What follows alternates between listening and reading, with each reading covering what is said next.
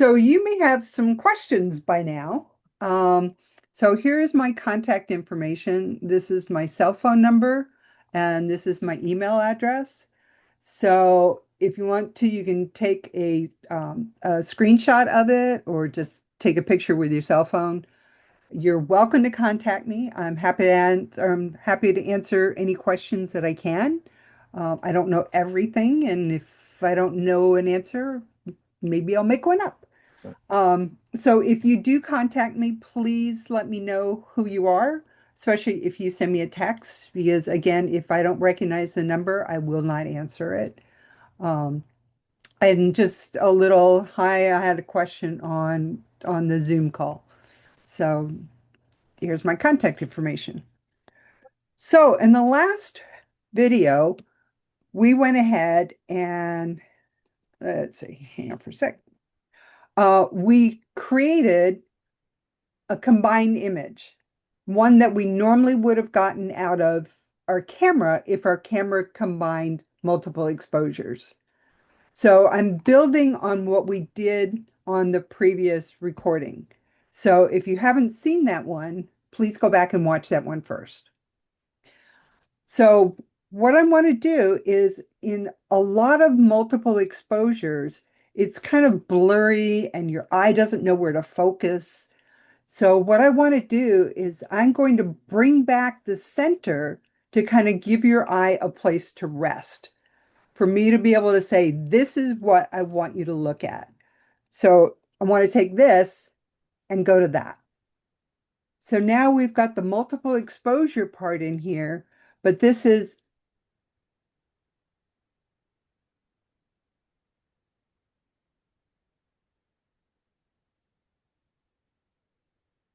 I lost sound. when did you lose sound? Just after you showed the one you had adopted, and so this you showed the outer. This is the outer, which is a multiple exposure. Then you were going to talk about the inner, Okay, so and you have, so it wasn't okay, that much. It wasn't that much. okay. All right, so what we're going to do is I have already made my adjustments to these. So in the last video, we showed I made adjustments here and then I selected them all and I did sync settings. Okay, so I've already done that to save the time of it. So now I'm taking the images. So I've got, in this case, 5 images. You can have as many images as you want. Okay. So click on the first one, shift click on the second one. So I've selected the images I want to bring into Photoshop. Come up to Photo, Edit in, Open as layers in Photoshop.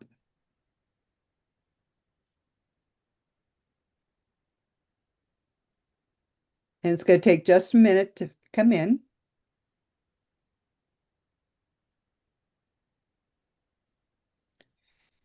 Now, in this case, I don't care if they're in order or not, but what I want is I want the image that I want to use as my central point. So the one that I think looks like the best image. So what I'll do is I'll go through each image and I'll turn eyeballs off to find the image that I like, the one that's sometimes this part, which is the part I want to bring back, isn't in focus because I just didn't shoot it right. Okay, so I want to find the best image. So turn off and turn off, turn off, turn off. Okay, so I think the top image is the best image that I like. So what I'm going to do is I'm going to take this image and I'm going to drag it to the bottom. Okay, so just a little Photoshop uh, tip is that if you want to turn off all the eyeballs, you can click on the eyeball and then just click and just drag all the way up and it'll turn them all off. And if you click and just drag all the way down, they'll come all back on. So just a little Photoshop trick. So I brought the one that I like best to the bottom. The script, what it does is when it combines it, it changes the opacity of each layer. The one that's on the bottom is at 100%. And then depending on how many other layers you have, each one gets lower and lower and lower as far as the opacity is concerned. So the one that you want should be on the bottom because that'll be 100%. So now we're going to take it back into the script. So I click on the bottom one, shift click on the top to select them all, and go to File, Scripts, the integrated script, and click on it. Again, just do these things. Don't think about it, just do it. All right, so add open files, just say okay, and hit cancel. And it comes back. Now you want to go to your history and go to the history state above the flattened image so you can get your layers back again. And then you can close this down. Now what you want to do is, this was the good one. So do a Control or Command J to make a copy of that and drag this to the top. So you can see it's 100% opacity. Now what you want to do is you want to put a layer mask on it. So it's a white layer mask. So white reveals, black conceals. And I want a black layer mask. So I'm going to do a Command I to make it a black layer.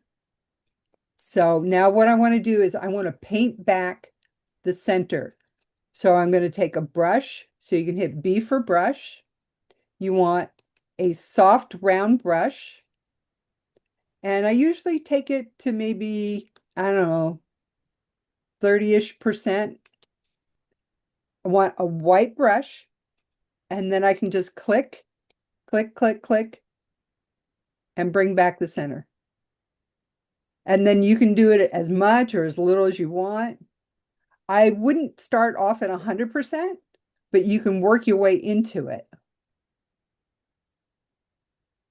And then what you can do if you want to make it look more like the rest of it is you can click on the actual layer, the image itself, and then you can change that opacity and you can just kind of play with it a little bit. So if you want it softer, you can kind of come back, and I can't give you a number because it'll depend on the image. Okay, but there's 100%. So I kind of like that.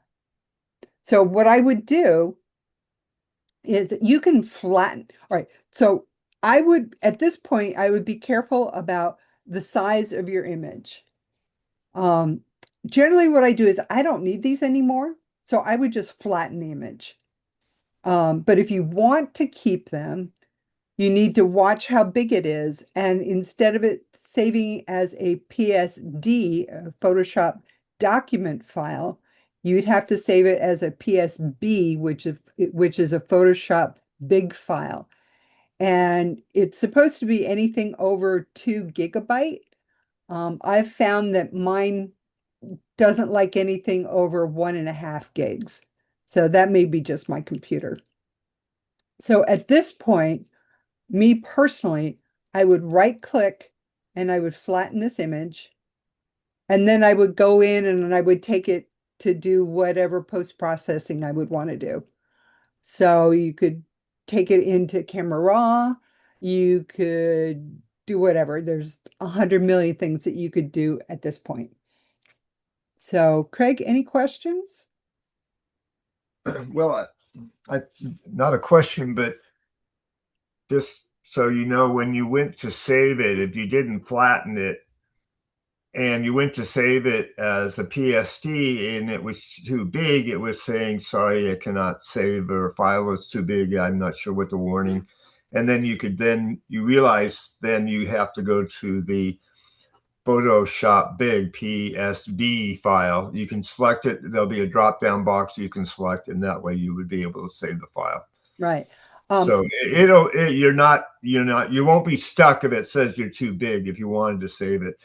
But I'd also point out that you'll see, I mean, it may seem like it was a complex process, but you'll find it happens very quick, and you could get back to stage one by bringing the files over again very easily. So I wouldn't worry so much about saving it with layers. I mean, Right. it's pretty easy to do. And you'll find out as you do more of it, it will be quite easy. The other thing is there is a little bit of Photoshop knowledge that is needed, what she's doing here. But it is a lot is very easy because you're bringing the file in on a layer. It's opening up Photoshop and putting them on those layers for you. So it's really giving you training wheels as to what you need to do. You will need to understand masking a little bit and layering. That's kind of the difference between Photoshop and Lightroom. But I think it's a really kind of a good way to start dipping into Photoshop if you haven't used Photoshop. So there, again, you would need to understand. She was asked when she showed you the layers.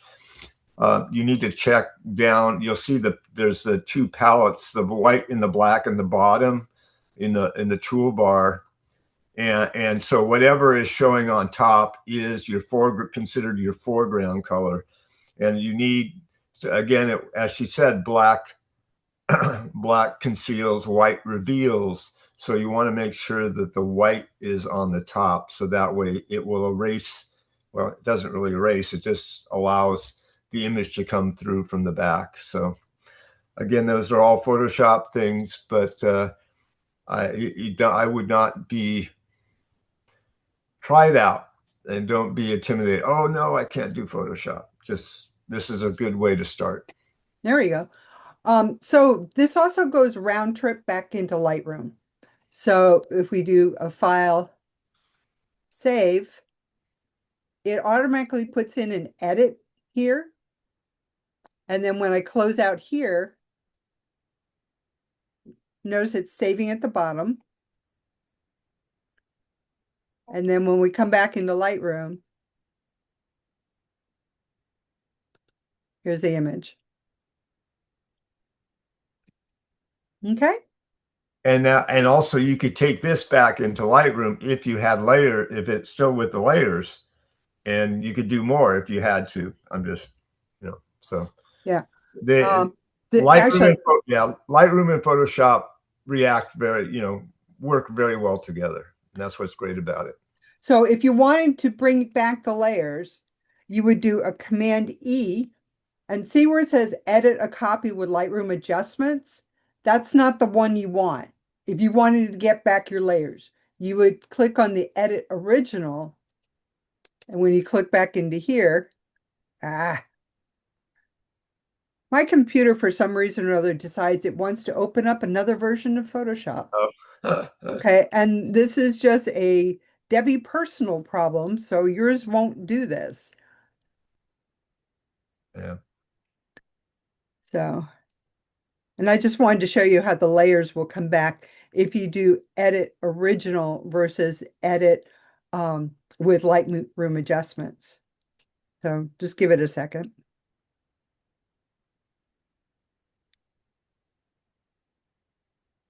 So I have a lot of stuff on my computer. So my Lightroom is huge, so it takes a long time. I am jealous for people who have smaller Lightroom catalogs because they go way faster than I do. So your computer most likely will not go as slow as mine. I think it's time to get a new one. I apologize for this.